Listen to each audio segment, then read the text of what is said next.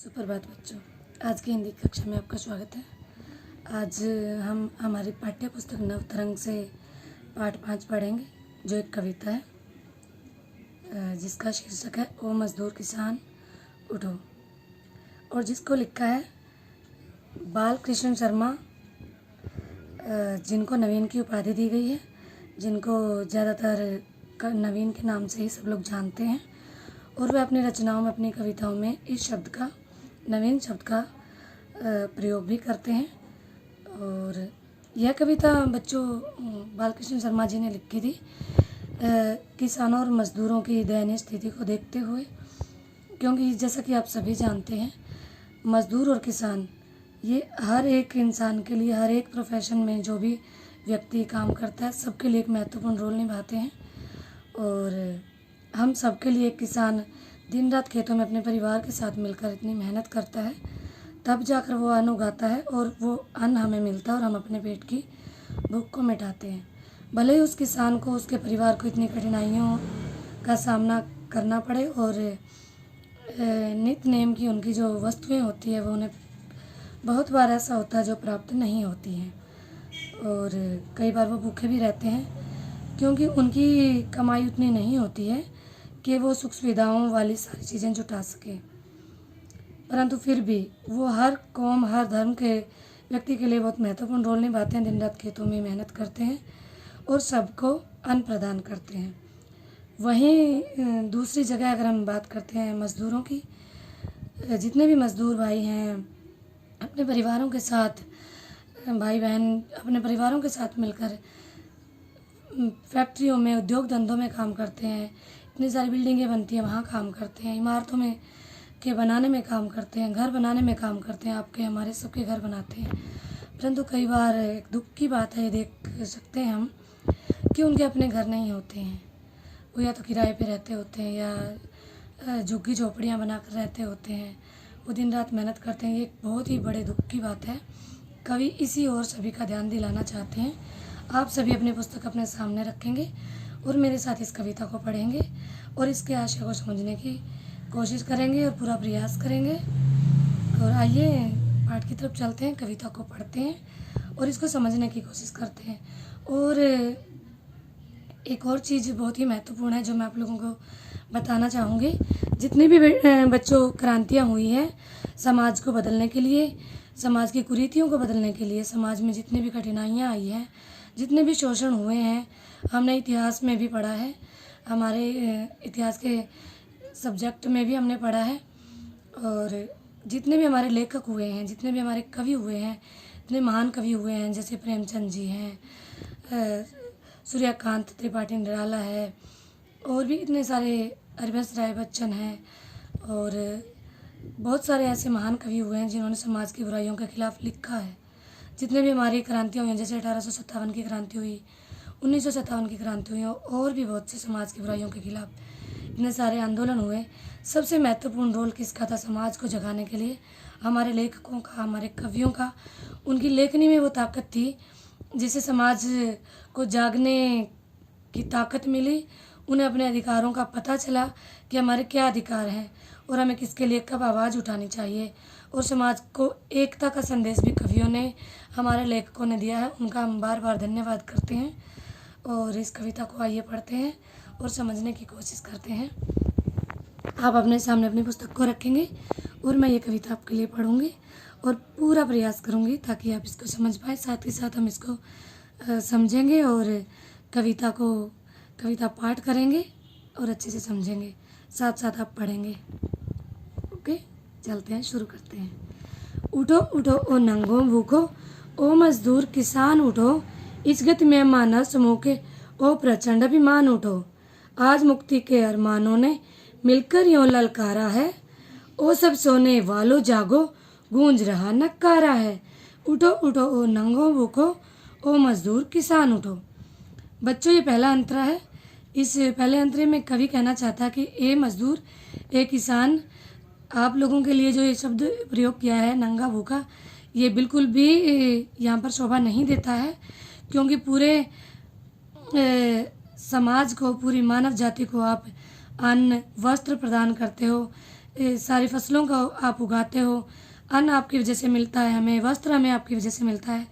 एक किसान खेतों में कच्चा माल उगाता है, तब जाके वो माल उद्योग धंधों में जाकर वस्त्र का रूप धारण करता है। जितने भी हम वस्त्र धारण करते हैं, जितनी भी हम वस्तुएं हम प्रयोग में लाते हैं, उपयोग करते हैं, वो सारी किसान उगा कर देता है और मज़दूर उसे उद्योग धंधों में, फैक्ट्रियों में जाकर उसे हमारे लिए प्रयोग करता है, हमारे लिए बनाता है।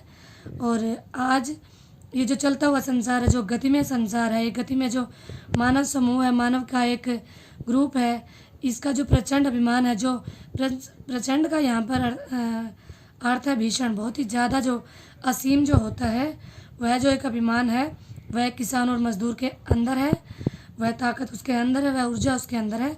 उसको मिलकर उस ऊर्जा ने हमें ललकारा है ताकि जो सब सोने वाले हैं, अपने अधिकारों से विमुख होकर जो सो रहे हैं, उसको पहचान कर उठें और एक अपने लिए एक नया समाज, एक नया दिन, एक नई दुनिया का आगाज़ करें, शुरुआत करें। आगे चलते हैं। जो नकारा शब्द यहाँ पर आया, नकारा का मतलब होता है अनाउंसमेंट। एक नगाड़ा बज गया है, एक अनाउंसमेंट हो गई है, अब सोने का समय नहीं है, हम जागेंगे और अपने लिए एक नए युग का प्रारंभ करेंगे। कैसी रात कहाँ के सपने यह नवप्रात पधारा है, ऐसे हंसते से प्रभात का तुम,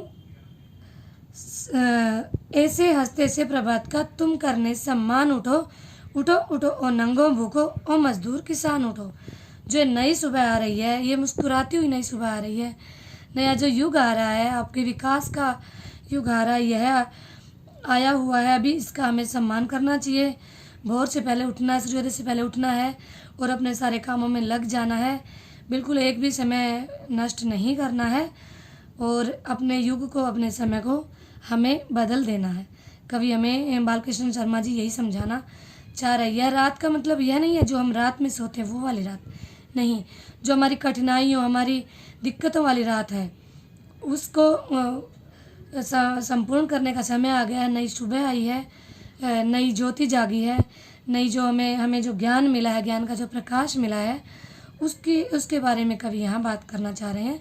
कवि बालकृष्ण शर्मा जी हमें बहुत ही अच्छे शब्दों में, बहुत ही सुंदर उन्होंने चित्रण किया है, हमें समझा रहे हैं। आगे बढ़ते हैं। अब न आ सके रात भयंकर, ऐसा कुछ गति चक्र चले, फिर न अंधेरा छाए जग में, चाल न कोई वक्र चले। चमके स्वतंत्रता का सूरज, परवशता का अभ्र टले, शोषण के शासन की इति हो, तुम ऐसा प्रण ठान उठो, उठो उठो है ओ नंगो भूखो ओ मजदूर किसान उठो। कवि यहाँ कहना चाहता है कि कोई भी वक्र चाल, कोई भी उल्टी चाल, ये जगत का अंधेरा ना चले, नया प्रकाश आएगा। प्रवस्था, जब हम अंग्रेजों के आगे अधीन थे, प्रवस्था का अर्थ होता है हम किसी के भी अधीन ना रहे, किसी भी बेड़ी में ना रहे, किसी अंधकार में ना रहे, कोई भी अज्ञान का प्रकाश हमें घेरे ना, बादलों को छांट कर रोशनी आए, ज्ञान की रोशनी आए, ताकि हम नए युग का निर्माण कर सकें, अपने बच्चों को शिक्षा का ज्ञान दें और नई दुनिया का हम यहाँ पे शुरुआत करें, आगाज़ करें। तुमने पीकर गरल जगत का मधुरामृत का दान दिया, शीतल हुआ जगत जब तुमने प्रलय अग्नि का पान किया। मरण वरण कर तुमने सबको नवजीवन प्राण दिया, बहुत पिया विष अमृत पियो अब, त्यागी वीर महान उठो, उठो उठो ए नंगो भूखो ओ मजदूर किसान सुनो। इस अंतरे में कवि कहना चाहते हैं कि तुमने हमेशा जहर को पिया है, कठिनाइयों के जहर को पिया है, इतनी मेहनत करी है और पूरी दुनिया को तुमने अमृत का दान दिया है। तुमने मौत को, मृत्यु को ललकार कर, उसको हर कर, उसको दूर भगाकर एक नए जीवन का आगाज़ किया है, जिसका सबने लाभ उठाया है। अभी समय आ गया है कि आप भी उसी अमृत का पान करो और आप इतने त्यागी हो, इतने वीर हो, आप और भी महान बनो और उठो, जाग जाओ और इस अंधकार को दूर भगाएंगे, अज्ञान रूपी अंधकार को, इन कठिनाइयों को हम दूर कर देंगे। बच्चों, कवि यहाँ पर एक रोशनी डालते हैं, हम सब के लिए वो बात कर रहे हैं। यहाँ पर उन्होंने मजदूर और किसानों की बात कर रहे हैं और इसी से मैं रिलेट करना चाहूँगी, इसी से मैं जोड़ना चाहूँगी आपके और हमारे इस युग को।